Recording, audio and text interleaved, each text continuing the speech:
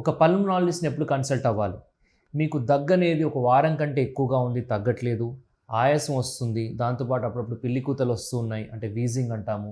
దాంతోపాటుగా మీకు దగ్గినప్పుడు ఫ్లెమ్ వస్తుంది, ఫ్లెమ్ అంటే గల్ల అంటాం, తెమడ అంటాం.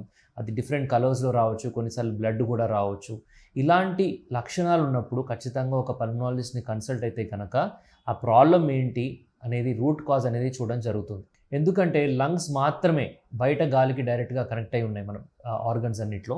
సో మనం పీల్చే గాలి, దాంతోపాటు ఉండే బ్యాక్టీరియా, వైరసెస్ అన్నీ కూడా లంగ్స్కి వెళ్ళే అవకాశం ఉంది. కాబట్టి టీబీ, నిమోనియా, ఈ కోవిడ్, ఫ్లూ అలా రకరకాల జబ్బులు వస్తుంటాయి. అవే కాకుండా అలెర్జీస్ అని, ఆస్త్మాస్ అని, ఐఎల్డీస్ అని, ఇవన్నీ కూడా బయట ఉండే పదార్థాలని మనం అన్ఫార్చునేట్లీ కొంతమంది పీల్చినప్పుడు బాగా రియాక్ట్ అవ్వడం వల్ల ఈ జబ్బులు వస్తుంటాయి. సో జాగ్రత్తలు పాటించండి. ఒకవేళ మీకు ఈ సిమ్టమ్స్ ఉన్నట్టయితే కనుక ఒక పల్మనాలజిస్ట్ని కన్సల్ట్ అవ్వండి. చెస్ట్ పెయిన్ కూడా ఉండొచ్చు కొంతమందికి. అది కొన్నిసార్లు లంగ్లో లిక్విడ్ చేరడం వల్ల లేదా గాలి చేరడం వల్ల కూడా రావచ్చు. సో ఈ సిమ్టమ్స్కి మీ అంతటా మీరు కాఫ్ సిరప్స్ మీ ఫార్మసిస్ట్ ఇచ్చినయో లేకపోతే మీ ఫోన్లో గూగుల్ చెప్పిందో వాడితే కనుక ఆ బ్యాక్గ్రౌండ్లో ఉన్న జబ్బు పెరిగే అవకాశం ఉంటుంది.